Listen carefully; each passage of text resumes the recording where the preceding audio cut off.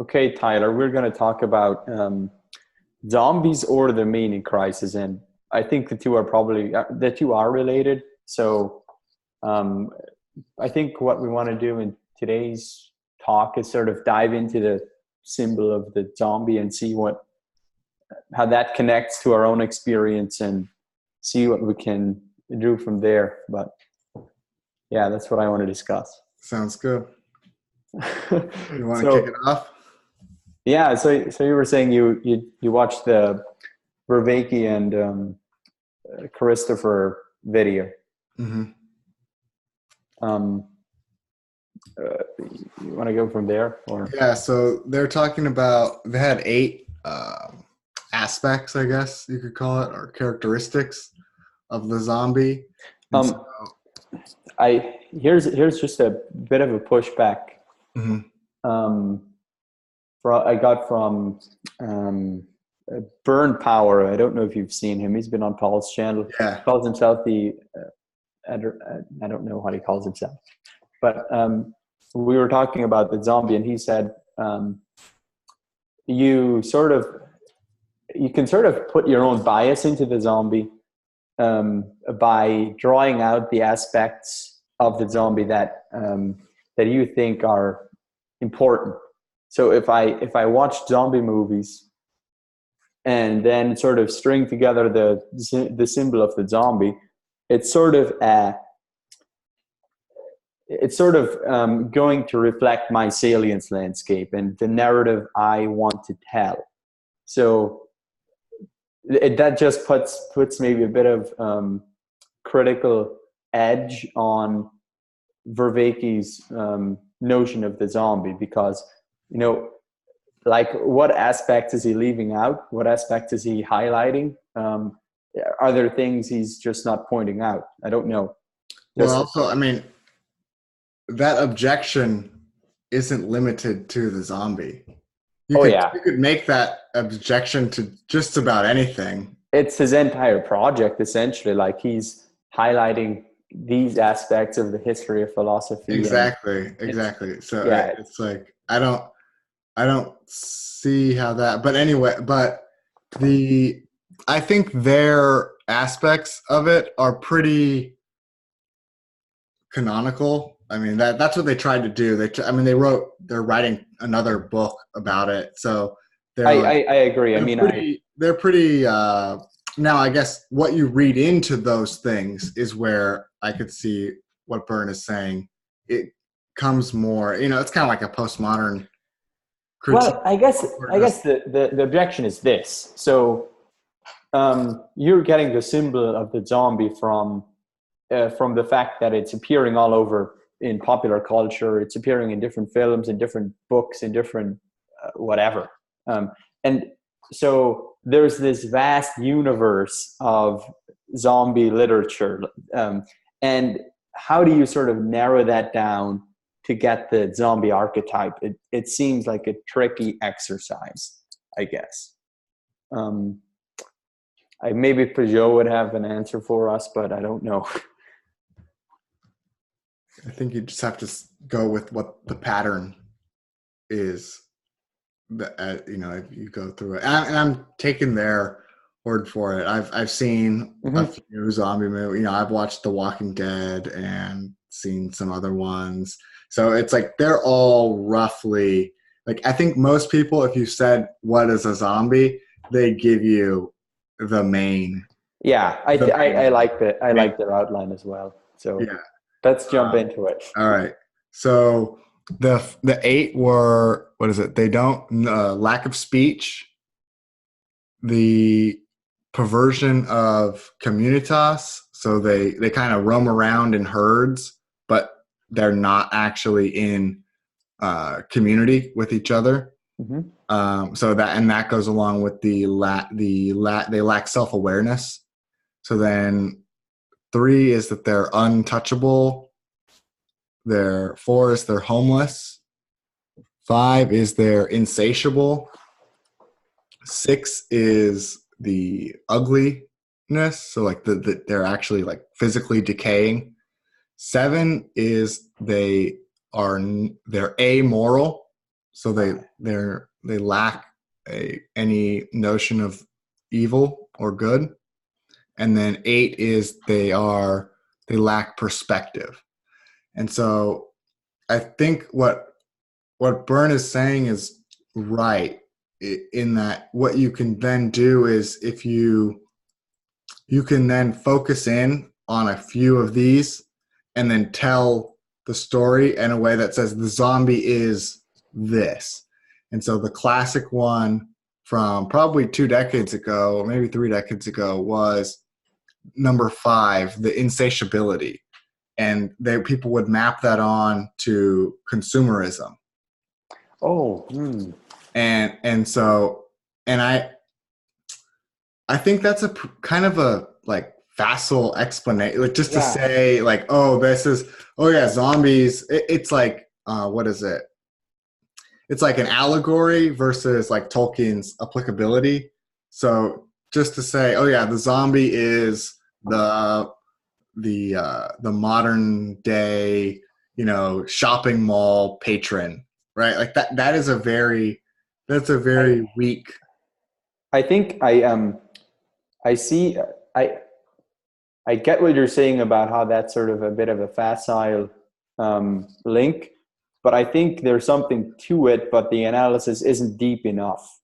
I would say there is this hunger, and it gets manifested in consumerism, but the hunger is what's actually at the root of it. There's this sense of longing for something, this unsatiable desire for something.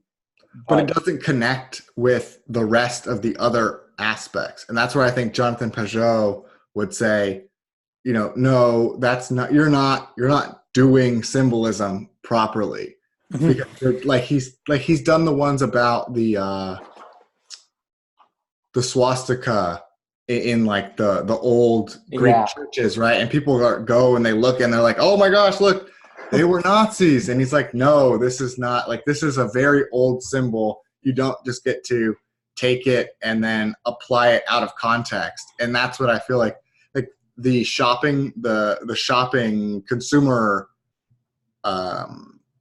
angle doesn't fit with any of the other aspects.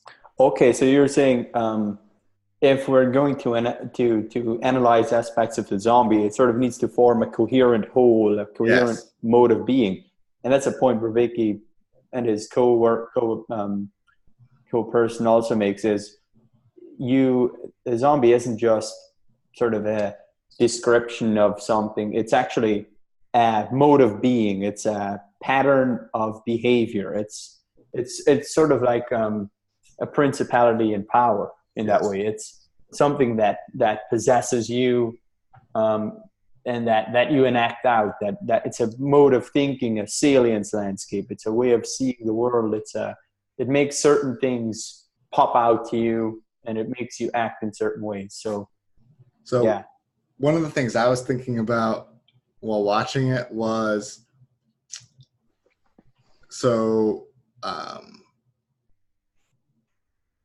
when you're watching, let's just take The Walking Dead, because that's the most, the famous, current, most popular example. Let's specifically talk about it in terms of Netflix, right? Because that's an important element, I think. So, because you don't have to wait for the next episode to come out a week later on television. So when you're watching The Walking Dead, you're identifying in the story with the heroes, the human characters of the story, but you're embodying the zombie. In the act of watching. In the act of watching. Especially when you're watching on Netflix, where you can just binge episode after episode after episode. And so I just thought, I was thinking about that when they're like, who are you? And then how can you, and then you also have this, so they talked about with their aspects, the lack of perspective, like the zombie lacks perspective. And so in the modern day, like, we think of other people that don't agree with you, you can think of them as the zombie. Like everyone is lacking in perspective, and so you get phrases like we need to raise awareness.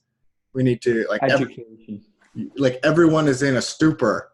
They're just roaming around. They're not thinking.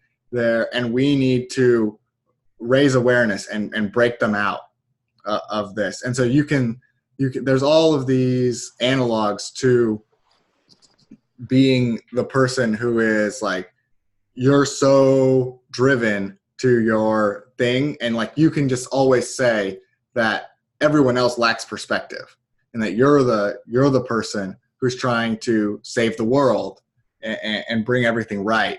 And so like that's where I think people then identify with the heroes, but then they also lack their own perspective because they're also embodying the zombie in their actual life. And so that was, and then the amoral part I found really interesting. Oh yeah.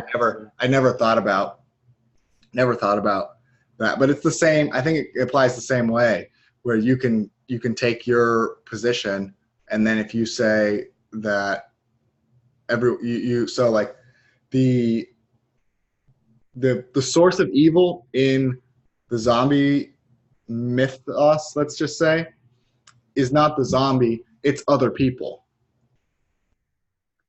It's not the zombie, it's other people. Yeah. You always have tensions with other groups, but then you have is it evil or is it survival? It brings in this whole like question of evil versus survival, because I think it's just a worldview question. If you break it down to these are all just animals trying to survive, then an animal isn't evil for killing another animal. That's just what it does.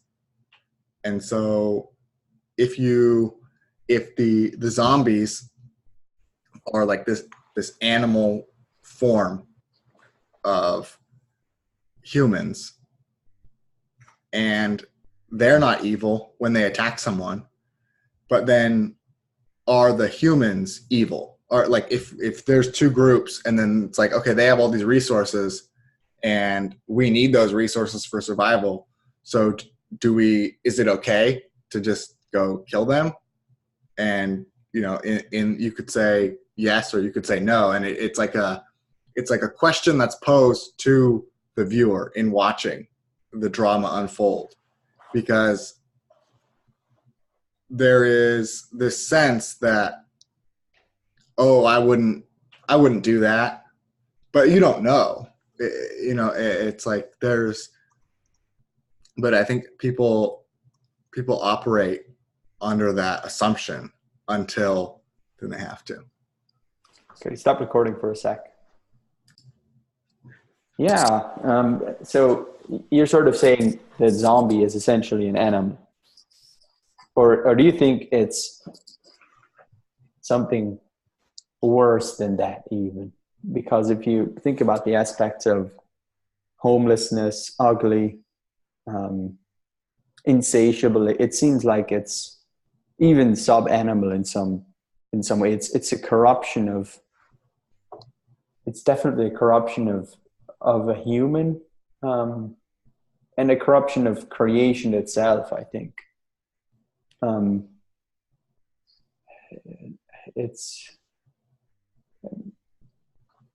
Maybe it's something like the natural world, devoid of any sense of purpose or meaning or logos, or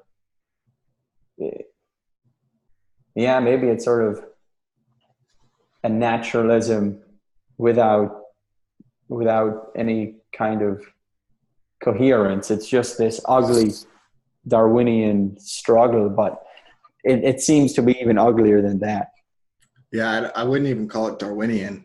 I think it's if you take the naturalist worldview all the way to the end, and you just say, okay, this is there's no. Okay, is there a goal of naturalism? I think a lot of people say it's mixed, right? Because you could say, people will say life in and of itself is Well, I guess goal. it depends what kind of naturalism you take. I mean, there's some with people like Vervaeke and the people at Rebel Wisdom, the stuff gets more complicated, I guess. But maybe if you have something like a Richard Dawkins naturalism in mind, that's doesn't really have an end point. Because I think it works better if there is an end point, and then there's like for the zombie to invert it, where the purpose is for the zombies to consume everything, and then that's it. There's just zombies. So it's like it changes from the the goal is no longer life, it's death.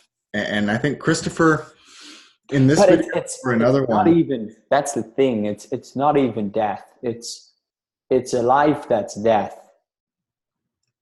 It's Yes, if the that's true. zombies could die, everything would be better, but they just keep on existing in this ugly, empty, meaningless, horrifying world. So I think what one way of thinking about it is the a human life that's the meaningless human life, essentially, where you want to die but you can't, and you just keep on existing in this horrific state. Yeah. So let's use that to connect. We've talked about zombies and the narrative. So now let's connect it with the meaning crisis. We talked about before privately about the idea of the modern day person is like the zombie, just you. And then I think we talked about like commuting, the idea of commuting versus communing, and that you can it's not the routine of modern life that makes the zombie, but it's the way that you The consciousness. embody the routine. Yeah, like how present you are, how conscious, how intentional you are, and that you can have two people who do the same thing, right? They can commute to work, they can go to the same office, they can eat lunch with the same people, and like that one of them can sort of just imbue all of that with meaning, and the other person can do it like a zombie. I want to push. Yeah, I mean, I'm not quite happy with that, because it seems to me that the way modern life is set up just sort of exasperates everything. Just the whole idea of the concrete jungle, the cubicle corporate life, the microwave dinners, the abstracted out of existence McDonald's, the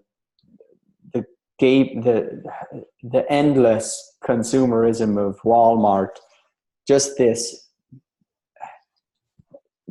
sort of hollowed out existence sort of creates a liturgy for the zombie, where it's like you participate in this life, and this sort of exasperates this sense of alienation and meaninglessness and disconnection. So I guess you could do sort of a consciousness shift, and then maybe see things, I get what you're saying.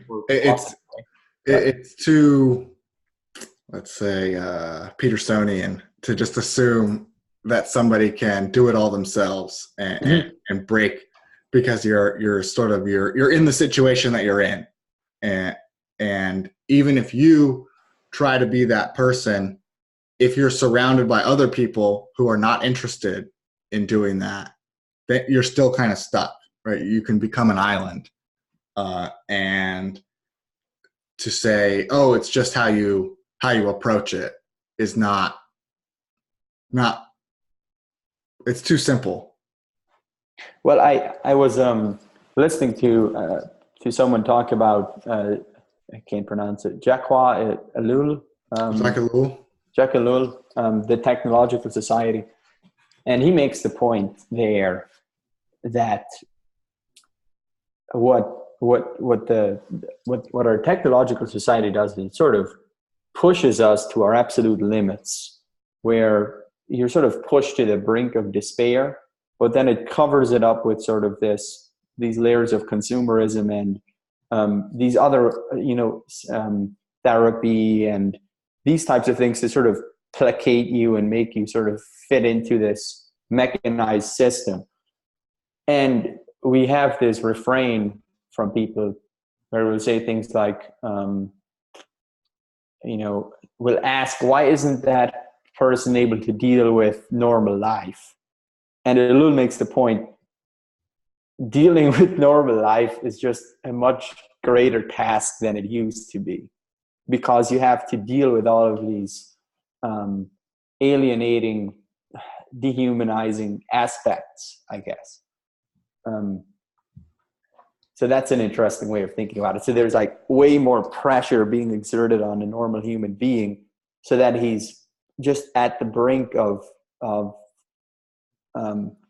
falling into depression and meaninglessness and these types of things.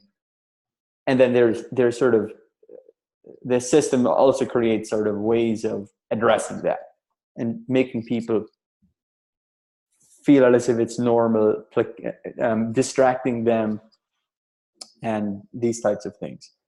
Right. Like the reason businesses like Netflix and in the previous, let's say in the 90s or the 80s, you had the shopping mall, the massive shopping mall, and then you have the smartphone and you have Netflix and like these things, as the pressure and those alienating forces become more and more felt and more constant, then the outlet from them has to be available. You have to have access to that outlet at all times, really. Yeah. And that gives people a sense of calm, not even accessing it, but just knowing that they always have access to it. If they're bored or they're stressed, or they can all, like, even when we think about, we talk positively about podcasts and being able to listen while you're in the car, or while you're washing dishes or doing laundry. But does that also, like, just knowing that you have access to that, it does comfort you in a way and make you feel like, oh, I can handle these I actually mundane aspects of life because I have my Vanderklay in my ears. Yeah. He's like the soothing voice in our scripts. But I do suspect that podcasts are actually playing exactly the same role. Something like Netflix or Spotify or whatever it is doing for other people. And I think it's maybe like sort of the same placating force for more intellectually attuned people, where you have this illusion of thought. But what you're really just doing is ingesting other people's ideas. Well, and I want to put a cynical twist on it. I'm uncomfortable with the assumption that listening to podcasts is an activity of higher intellect than watching Netflix. Or like, it's all about because there's tons of there's millions of podcasts, and you have no idea, and people are listening to all types of things. And you can watch movies and make it a very thoughtful exercise. Exactly. You can watch television in a very thoughtful, sort of exploratory way. And so I don't want to demean that, because, and that is something that I think just, it's kind of like a trendy to listen to podcasts. So people will say, "Oh, I was listening." They don't tell you what they were actually listening to. They just tell you that they were listening to their podcast and they heard something, right? So you have no context you don't know what it is. But people have this thought that like listening to a podcast, that's like what reading the paper used to be. Yeah. Like, I want to point out the very what is the word for this conversation? There's sort of a very egotistical edge to it, because we're sort of assuming we have we're like from above looking down at all of these earthlings who who are sort of placating their meaninglessness with mindless entertainment. But well, I mean, I'll confess that I do all of these things. Yeah, I have no problem. I have no problem with that. That's how I know. That's how I know that people are doing this, because I do it. My friends do it. My family members do it. It's like everybody does it. And I don't think it's like the question that we talked about with social media. Like social media, it wasn't like, it was the combination of the demand for it and the technology becoming available for it. Like if people didn't like social media, it wouldn't matter. The only reason social media is like a problem is because the demand was there for it. Well, what do you mean by like? That. Huh? What do you mean by like? Do people like sprinkly donuts? Do people like ketchup chips? Do people like alcohol? Do people like cocaine? Do people like you get the drift? I mean, I don't know if people are sort of thinking rationally and saying, you know, what I need is okay, yeah, I'm saying infinite access to all people around the globe 24/7 at my fingertips, and also pictures of cats and coffee every morning. That's what I need. Well, give it to me, technology. It could be the same sort of demand for distraction as podcasts and Netflix provide. But I think there's also as you lose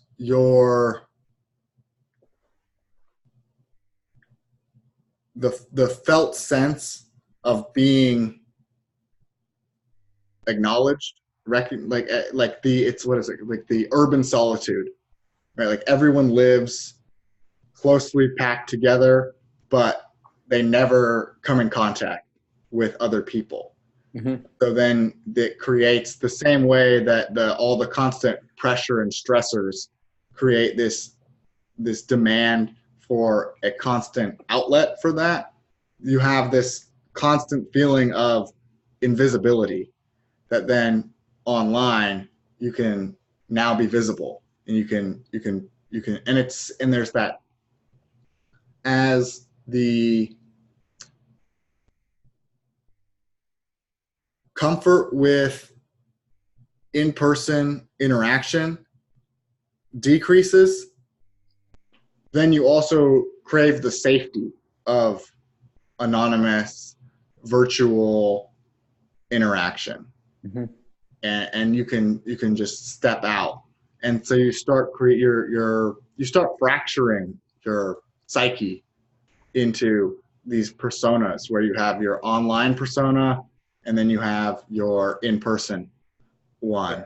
And I'm just saying that if people were not feeling isolated and bored and all of these things, lonely, nobody would care about social media. If everybody had this great community and they could go and their life was full, then you wouldn't go on. Nobody would need Facebook, right? You would say, why do I need to be friends with someone across the world when I have friends right here, right? Like like the small town I don't think social media takes. I think it's half true and half not true, because people still like sprinkly donuts even if they have a lot of food to eat. True. Right. So I think there's the aspect of social media sucking people in, and also the aspect of it addressing a need that is felt. So there's both, I think, for sure. But that's an interesting thought, that these sort of technologies are filling the gaps filled by, maybe we should get into what we mean when we say modern society is alienating and all these types of things. Well, okay, so just to connect the social media thing with the zombie, like Alone Together. You're also in the same way that when you are binging Netflix, you're embodying the zombie.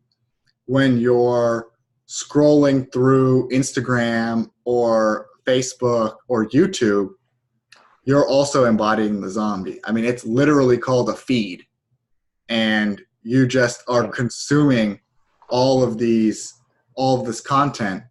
And in the same way as like the movie, it's what are you doing with that? Are you doing it mindlessly? Is it just on autoplay and it just goes to the next one and you're just consuming all of this material, but there's no... It's amoral in that sense, because there's no nourishment there. Yeah. It's like it's all junk food, right? It doesn't matter what you're listening to.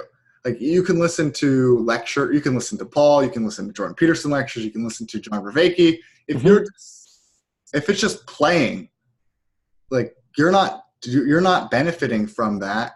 It's just noise. And I'll confess to doing this too. Like I will notice at times where I'm listening to something, but I'm not actually listening.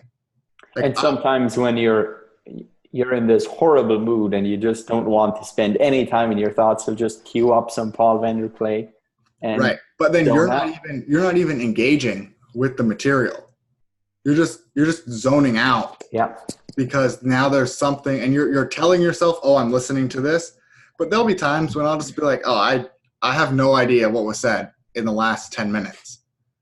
And then I'll go back and try to listen. But there are some times where I just realize, okay, no, like I'm not actually, this is not benefiting me in any way. So I'll just stop, turn it off and try to find something else to do. I find reading, it helps, but I'll catch myself reading and doing the same thing. You get to the end of the page and then you're like, I have no idea what I just read up there. So yeah. So it's like it's not I think it's a universal problem that it's more about just being aware of your own capability of falling into that.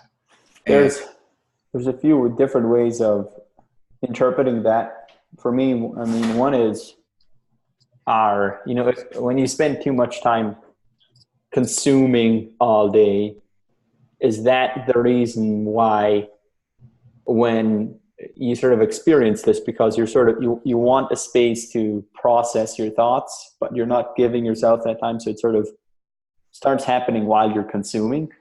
Another take would be just we have decreased attention spans maybe from all our online grazing. And so when you're reading the book, you can't focus on what's happening on the page. You're tied up with your own thoughts. I don't know which, maybe it's both. Yeah.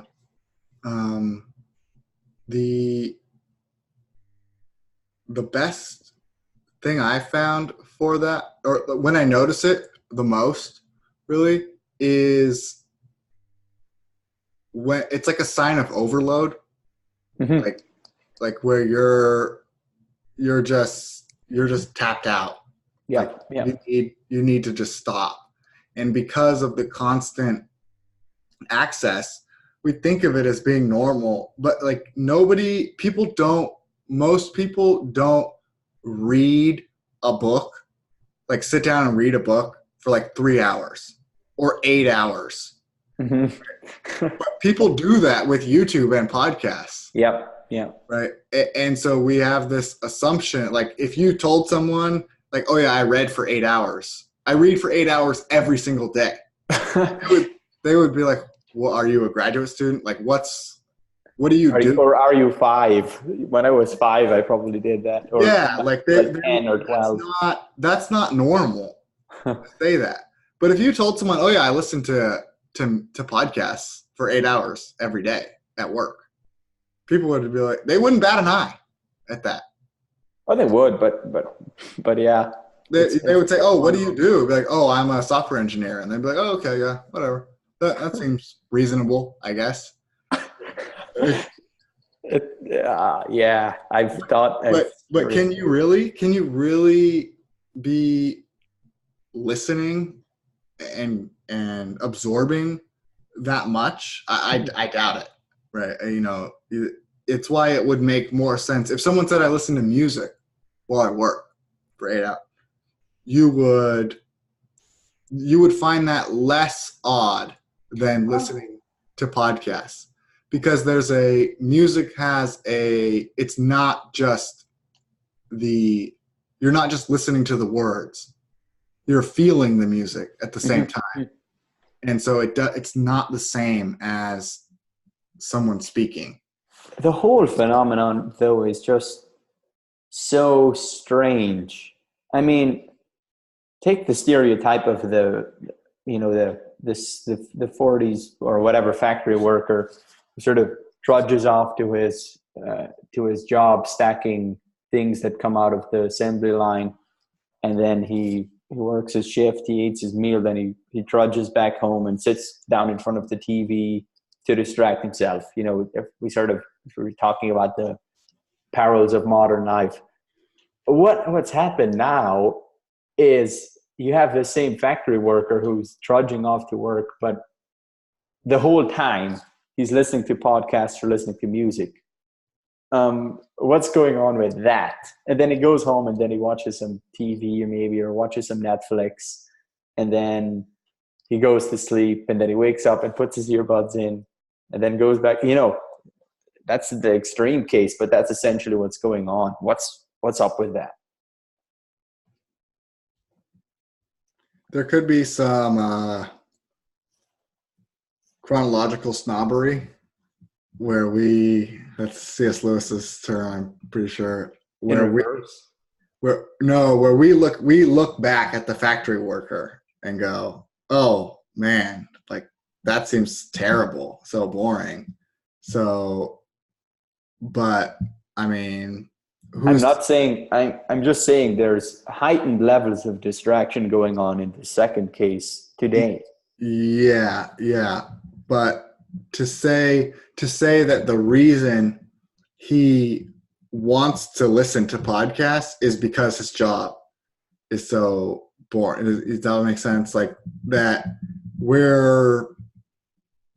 don't know what because if you lived through the Great Depression on a farm, well, you might think going to the factory every day is pretty nice compared to what you had to do as a kid or what you saw your parents do. And then you might think, wow, this TV is way better than the radio that my parents used to just play constantly with its like 2 stations or whatever, right? So I don't know that we can say like the technology affords more simultaneous consumption. Like you can work because you have headphones and things. But at the same time, were people at factories, were they playing music during, like, did they have other things going? Like, you know, you could listen to the radio, or you can watch TV, and now you can listen to podcasts. Like the medium is changing, but I don't know that the approach is changing other than the instant access that you have now. And so, well, it's definitely more immersive. For example, like a movie just sucks you in and lets you participate in the story in a much more powerful way than a book probably can. Just because of the way the images and the music are so directly within your experience. So, I mean, there's obviously a positive aspect to that, right? Where it might even be, could even argue it's a more powerful art form because you can just communicate way more in that way. Limited, of course, by the fact that it's 2 hours versus 500 pages, but you could have Netflix series maybe. So it's more immersive. Another difference is, the difference between a movie and radio. Another difference is, like you said, the instant access, though I would add 24/7 consumption is possible in a way it wasn't before. yeah. And I think the biggest change is not it's in the freedom of choice and how that leads to isolation. So that's, I think, one of the biggest, like we talked about the alienating forces of modern life.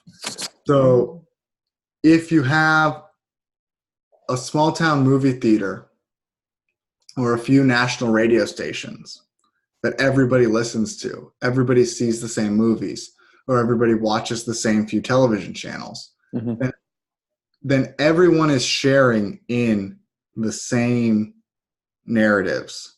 Yep.